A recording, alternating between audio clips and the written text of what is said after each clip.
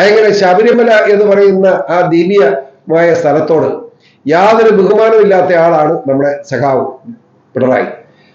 പമ്പയിലോട്ടുള്ള KSRTC service സൗജന്യമായിട്ടുണ്ടെന്ന് ഞാൻ പറയുന്നു.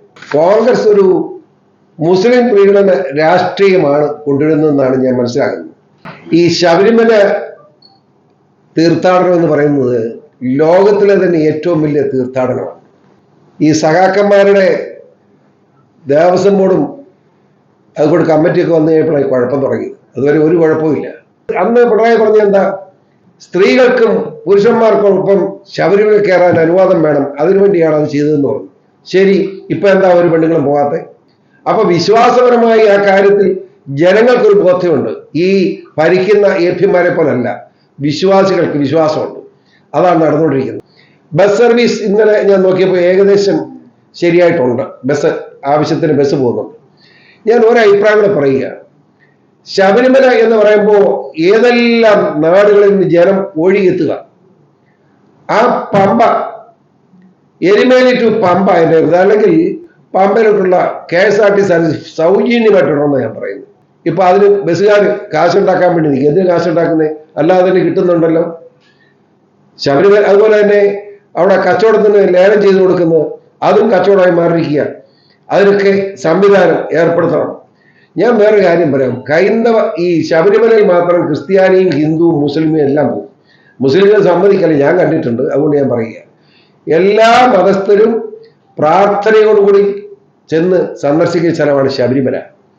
ആ ശബരിമല പവിത്രത കളയാതിരിക്കാൻ കേരള സർക്കാരിന് ബാധ്യതയുണ്ട്. ആ ബാധ്യത നിറവേറ്റാൻ ഗവൺമെന്റ് തയ്യാറാകണം എന്നാണ് എൻ്റെ അഭ്യർത്ഥന. നിയമസഭാ തെരഞ്ഞെടുപ്പിൽ ഒരു സീറ്റ് ലഭിച്ചില്ല എന്നതിൻ്റെ പേരിൽ BJP നിന്ന് രാജിവെച്ചു പോയ ഒരു വ്യക്തിയെ പിറ്റേ ദിവസം കോൺഗ്രസ് ചേർന്നപ്പോൾ കോൺഗ്രസ് അയാളെ തോന്നുന്നുകൊണ്ട് പാണക്കാട്ട് തങ്ങളുടെ വീട്ടിലേക്ക് പോവാണ്. എനിക്ക് മനസ്സിലാകാത്തൊരു കാര്യമാണ്. അതായത് പാണക്കാട് സാദിഖലി തങ്ങളുടെ വീട്ടിലാണ് പോയത്. ഈ കോൺഗ്രസ് ഒരു മതേതര പാർട്ടി എന്നാണ് പറയുന്നത്. മുസ്ലിം ലീഗിനെ പറ്റി ആ മാന്യത പണ്ടുകാലത്തുണ്ടായിരുന്നു, ഇപ്പോൾ അതില്ല. കാരണം എന്താണെന്ന് വെച്ചാൽ ഇവിടെ മത നേതാവിനെ കാണാൻ പോയതാണെങ്കിൽ മുസ്ലിം ലീഗിന്റെ ആള് എന്ന നിലയിൽ പാണക്കാട് സാദിഖലി തങ്ങളെ കണ്ടതിലൊന്നും എനിക്ക് തർക്കമില്ല. പക്ഷേ സമുദായത്തിന്റെ പേരിലാണെങ്കിൽ കോൺഗ്രസ് എന്ന് പറയുന്ന പാരമ്പര്യമുള്ള ഒരു പാർട്ടിയാണ്. മതേതര പാരമ്പര്യമുള്ള പാർട്ടി, ഇന്ത്യയെ നയിച്ച പാർട്ടിയാണ്. എന്തുകൊണ്ട് NSS ജനറൽ സെക്രട്ടറി സുകുമാരൻ നായരെ കാണാൻ തയ്യാറായില്ല? കേരളത്തിലെ ഏറ്റവും പ്രബല സമുദായമായിട്ടുള്ള SNDPയുടെ ജനറൽ സെക്രട്ടറി വെള്ളാപ്പള്ളി നടേശനെ കാണാൻ പോയില്ല? ഇവിടുത്തെ ന്യൂനപക്ഷങ്ങളുടെ ഏറ്റവും പ്രമുഖ ക്രൈസ്തവ മേലധ്യക്ഷനായ എറണാകുളത്തെ തിരുമേനിയെ കാണാൻ എന്തുകൊണ്ട് പോയില്ല? കാർഡിനൽ തിരുമേനിയെ കാണാൻ പോയില്ല? ഇതൊക്കെ പറയണം. അവരെ എല്ലാം ഉപേക്ഷിച്ചു. അപ്പോ കോൺഗ്രസ് ഒരു മുസ്ലിം പ്രീണന രാഷ്ട്രീയമാണ് കൊണ്ടുവരുന്നതെന്നാണ് ഞാൻ മനസ്സിലാക്കുന്നത്. നമുക്കറിയാം, നമ്മുടെ ബാബറി മസ്ജിദ് പ്രശ്നം എത്രയോ പ്രകോപനപരമായ സംഭവമായിരുന്നത്. ബാബറി മസ്ജിദ് തകർത്തപ്പോൾ എത്രയോ കൊലപാതകങ്ങളും മരണങ്ങളും നടക്കേണ്ടതാണ് കേരളത്തിൽ. പക്ഷേ ഒരു ഇല പോലും അനങ്ങിയില്ല. എന്താ കാരണം? അന്ന് പാണക്കാട്ടെ ശിഹാബ് തങ്ങൾ ഒറ്റ അഭ്യർത്ഥനയാണ്, ബാബറി മസ്ജിദിന്റെ പേരിൽ രക്തപ്പുഴ കേരളത്തിൽ പാടില്ല. അതിന് പരിഹാരം ചർച്ചയോടെ ഞങ്ങളുണ്ടാവും, നിങ്ങൾ ആത്മസംയമനം പാലിക്കണമെന്ന് അദ്ദേഹത്തിന്റെ നിർദ്ദേശം എല്ലാ മതവിഭാഗത്തിൽപ്പെട്ടവരും സ്വീകരിച്ചു. കേരളം സമാധാനമായി കടന്നുപോയി. പക്ഷെ അതിനുശേഷം വന്നിരിക്കുന്ന പാണക്കാട് തങ്ങൾ എന്ന് പറഞ്ഞ സാദിഖലി തങ്ങൾ അങ്ങേരെ പൊളിറ്റിക്കൽ ഇസ്ലാമിന്റെ ആളാണ്.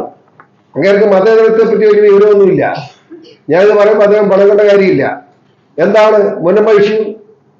മുനമ്പം പ്രശ്നം എന്ന് പറഞ്ഞാൽ മുനമ്പം കേരളത്തിലെ ഒരു 610 കുടുംബങ്ങൾ മാത്രമല്ല, അവിടെ 480 ക്രിസ്ത്യൻ കുടുംബങ്ങളും ബാക്കി ഹൈന്ദവ കുടുംബങ്ങളുമാണ്.